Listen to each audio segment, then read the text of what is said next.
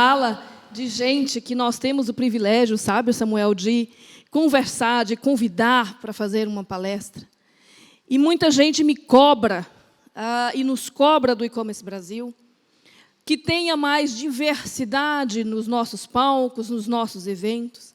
Então, é sempre uma busca insana para encontrar profissionais com conhecimentos de referência, como o que vocês viram ao longo desse dia, mas que sejam mulheres, por exemplo.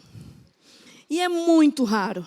Ela esteve no mesmo fórum de 2017 e foi um assombro, porque teve muito profissional sênior que saiu do auditório de tecnologia e o comentário era: se eu piscasse, eu não conseguiria acompanhar o nível de conhecimento que ela trouxe a essa palestra.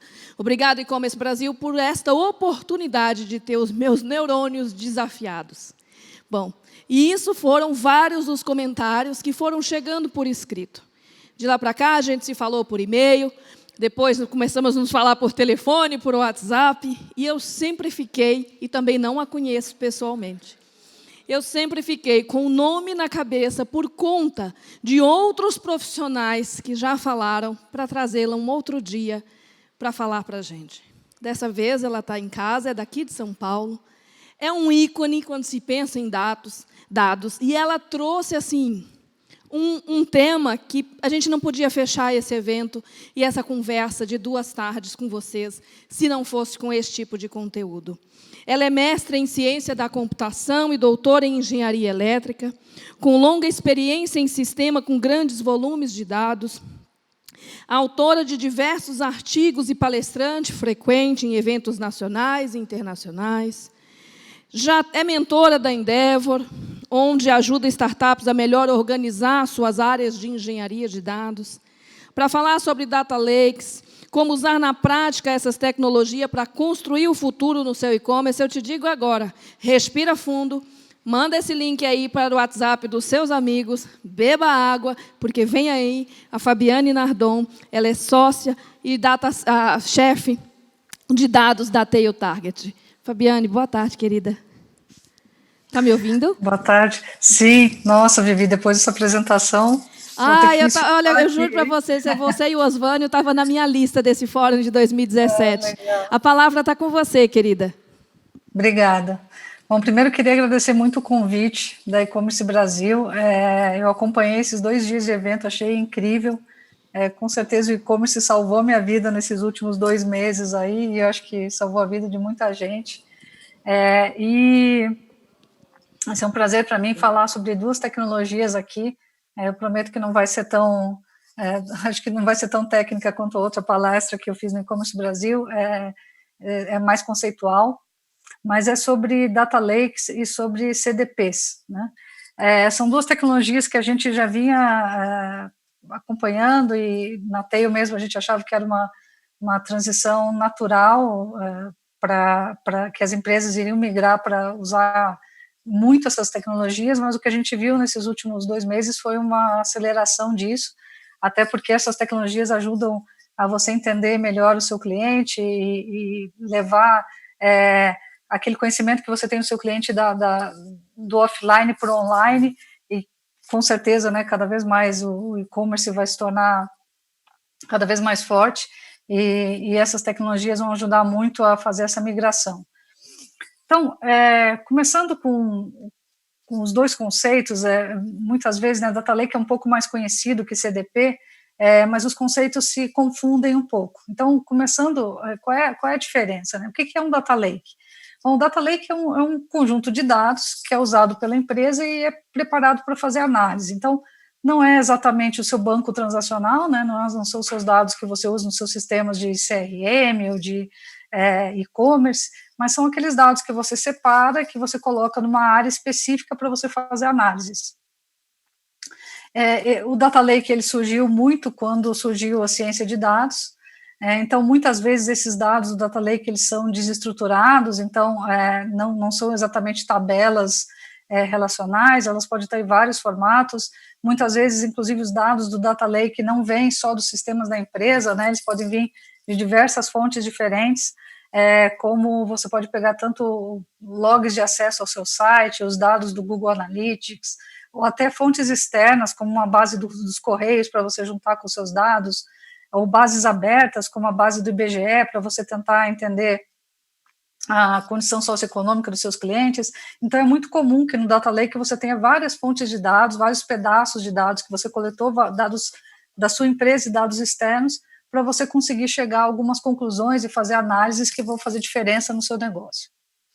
E é muito importante entender que o Data Lake ele não é um banco transacional. Então, não adianta você dizer, eu vou migrar todos os meus dados para um Data Lake e aí tudo vai ficar sendo acessado de lá. Não, não é assim que funciona. Inclusive, em geral, à medida que você vai usando o Data Lake, é interessante que você organize os dados de uma forma que seja mais fácil para você fazer as análises que têm que ser feitas. Então, esse é um Data Lake, é um conceito até mais conhecido. E um conceito novo que surgiu nos últimos anos é o conceito de CDP, que é Customer Data Platform. Isso que significa CDP. Da mesma forma que o Data Lake, o CDP também é um conjunto de dados, né? A diferença é que na CDP, esse conjunto de dados é um conjunto unificado de dados sobre clientes. Então, o objetivo da CDP é entender quem são os seus clientes, qual é a jornada que ele faz, como é que ele se comporta, para você conseguir ter insights sobre esses clientes, né? Da mesma forma que o Data Lake, também a CDP reúne várias fontes de dados, tanto as fontes de dados que você tem sobre o seu cliente, a sua base offline, a sua base online, e também fontes externas, né? Você pode juntar essa base do que você conhece sobre esse cliente com dados externos, como base do IBGE que eu citei, para você entender melhor em que ambiente vive esse cliente. Então, é muito comum também, da mesma forma que o Data Lake, você juntar dados, mas para entender especificamente o seu cliente. O objetivo da CDP é usar isso em sistemas de marketing, é você usar isso para entender o seu cliente e, de alguma forma, ativar esse cliente, oferecer uma melhor experiência para o cliente quando ele se comunicar com a sua marca. E existe uma série de funções que são muito comuns em CDPs, e depois eu vou até entrar mais a fundo, mas, por exemplo, criação de personas, as ativações, criação de golden records, que são funções típicas de CDPs.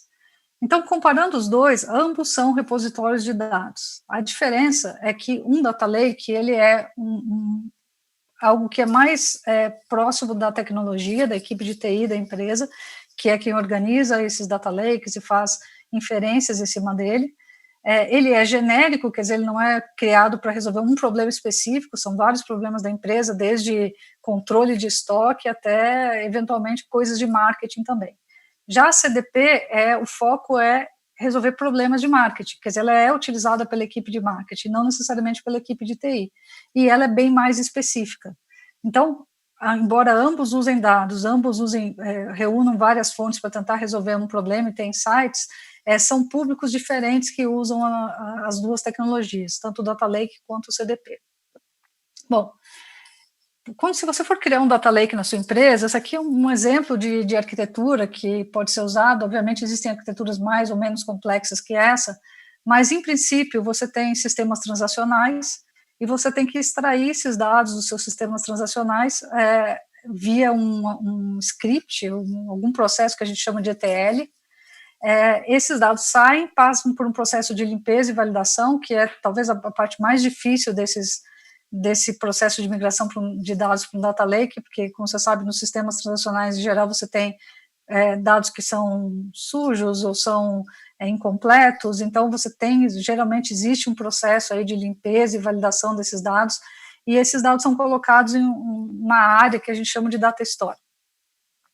O Data Store pode tanto ser simplesmente um diretório numa nuvem que tem um arquivão lá com os dados daquele sistema transacional, quanto coisas mais sofisticadas como bancos de dados criados especificamente para fazer análise, né? Como um BigQuery do Google, coisas do tipo.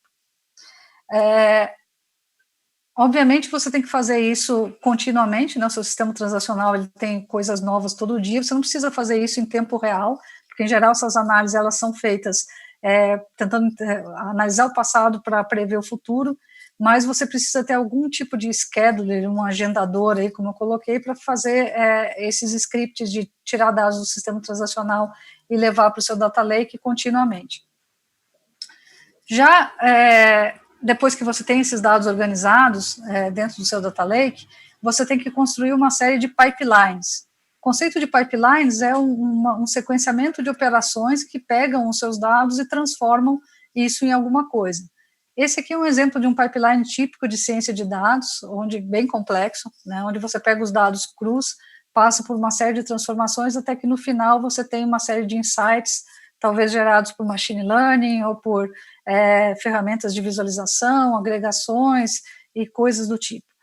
Obviamente, quando a gente fala dos pipelines no conceito de um data lake, de fazer isso em cima de um data lake, são pipelines genéricos, que podem resolver diferentes problemas, né?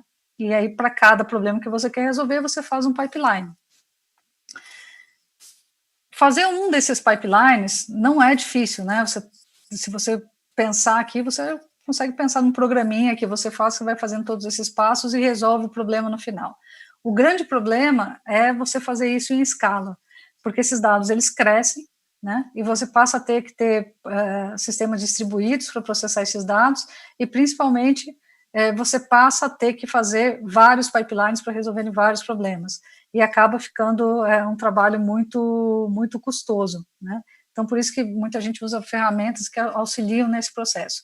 Mas nada impede de você fazer o seu data lake, os seus pipelines, de uma forma mais simples, principalmente se você está no começo, né, para tentar entender, tirar algum insight dos seus dados. Já uma CDP, ela tem uma arquitetura que é um pouco diferente, né?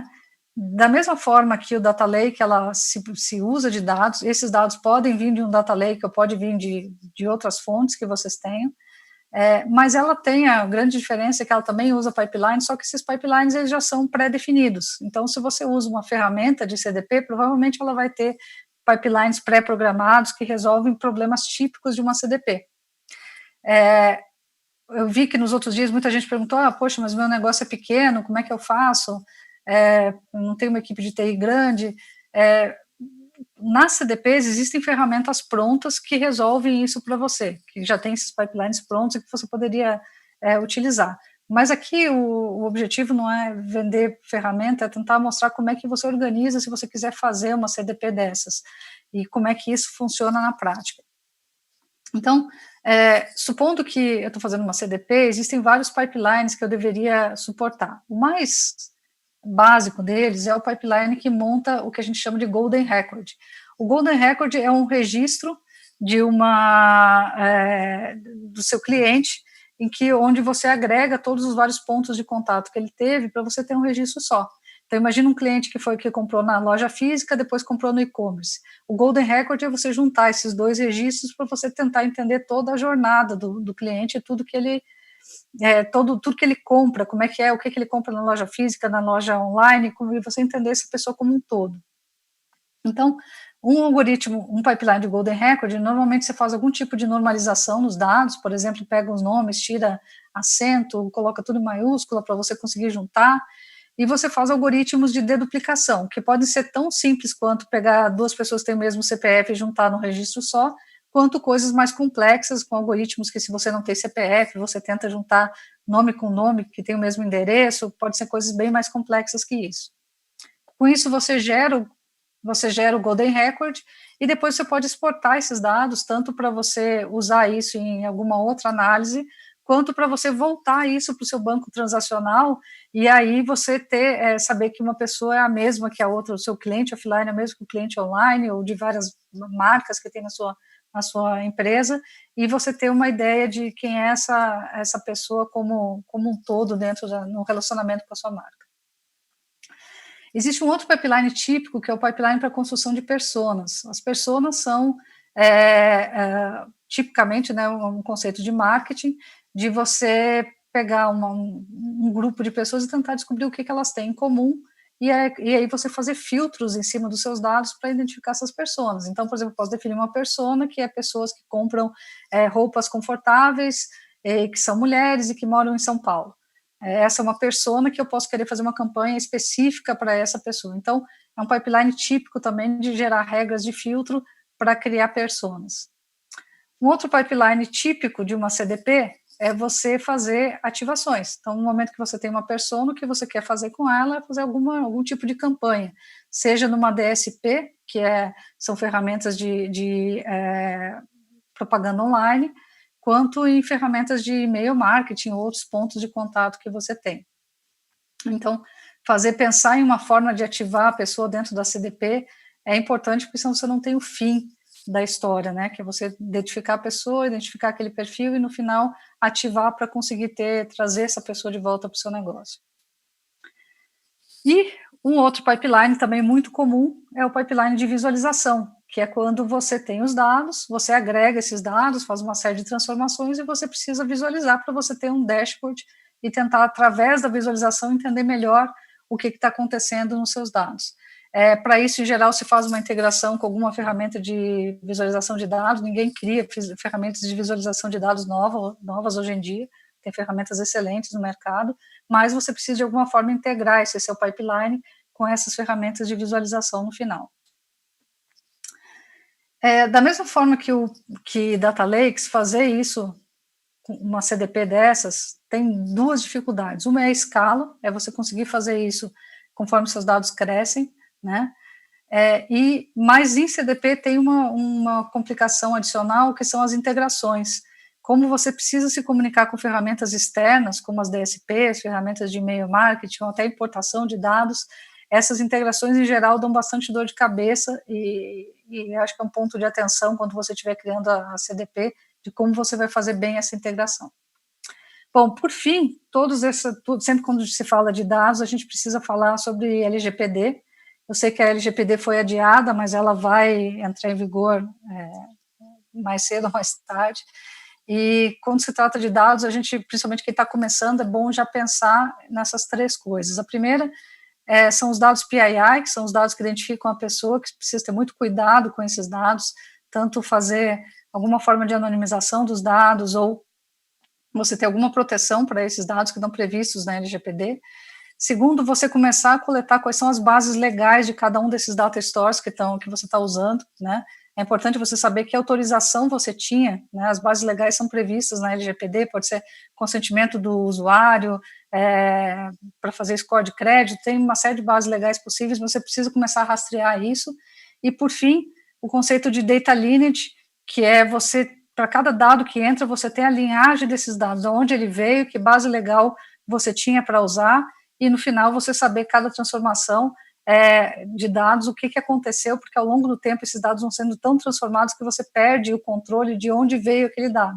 E aí você não sabe mais se você se você pode usar legalmente para aquilo que você está fazendo.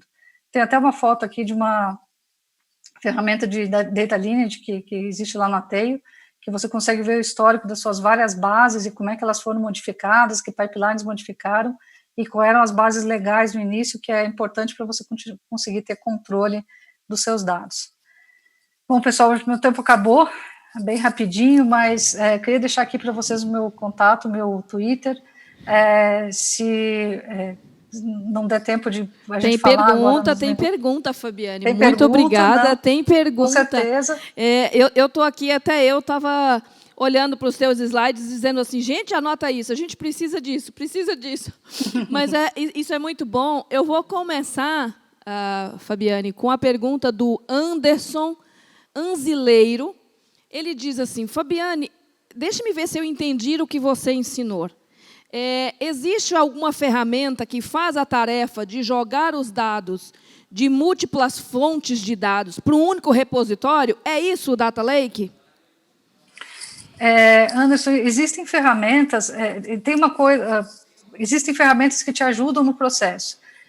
Porém, a parte de você extrair os dados do seu banco transacional, do seu banco que você está usando e colocar nesse repositório, é uma tarefa que, em geral, você mesmo tem que fazer. Porque se você imaginar uma ferramenta externa na nuvem que vai entrar no seu banco transacional, é difícil que isso aconteça. Agora, dependendo da ferramenta que você usa, podem ter ferramentas que têm algum tipo de conector que conseguem se conectar nessa base que você tem e já colocar isso dentro do Data Lake. Existem ferramentas que propõem que você faça uma exportação, por exemplo, imagine que você tem um banco MySQL aí, que é bem normal, você pode fazer um dump disso, e essas ferramentas são capazes de pegar esse dump que você gerou e importar no Data Lake.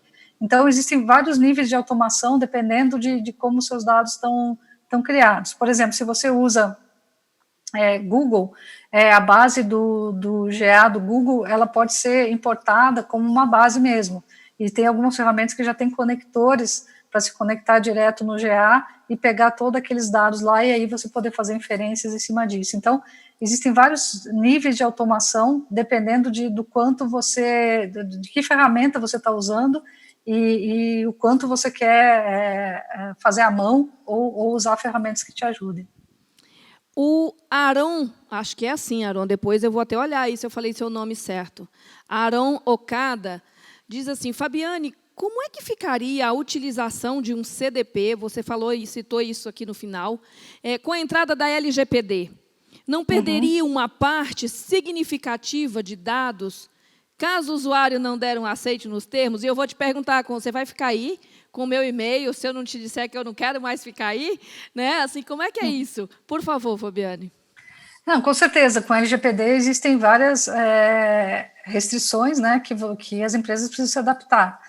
Então, você precisa provavelmente implementar uma outra ferramenta que se chama CMP, que é para controle de consentimento, né, dos clientes. Então, você coloca no seu site, você diz que, né, a pessoa autoriza ou não autoriza, mas com certeza, com a LGPD, se você não estiver preparado para a LGPD e não coletar o consentimento do usuário, você pode perder uma parte desses dados, sim. E pela LGPD, o cliente pode, o seu cliente pode, inclusive, pedir que você apague os dados dele da sua base e você tem que apagar. Então, é uma regra, com certeza vai mudar bastante coisa e as empresas têm que se preparar. Aproveitem que a gente ganhou mais um tempinho e se preparem, porque quando a lei entrar em vigor, as empresas que estiverem preparadas para usar os dados com consentimento do usuário, com certeza vão sair na frente. A Cássia Cristina, de Porto Alegre. Fabiane, quais tecnologias, pode citar nome de ferramenta, tá, Fabiane? Você considera hoje indispensável para quem está começando um negócio digital, para que a gente tenha um caminho um pouco mais seguro no meio de tantas pedras aí que possa ter? Por onde que a gente pode começar? Olha, o que acontece hoje, né? As grandes ferramentas que fazem data lake, que permitem inferência, que permitem armazenamento de grandes volumes de dados, em geral, elas estão atreladas a nuvens, né? Então, são ferramentas que você contrata, e todas essas nuvens têm suítes que resolvem partes do problema, tá?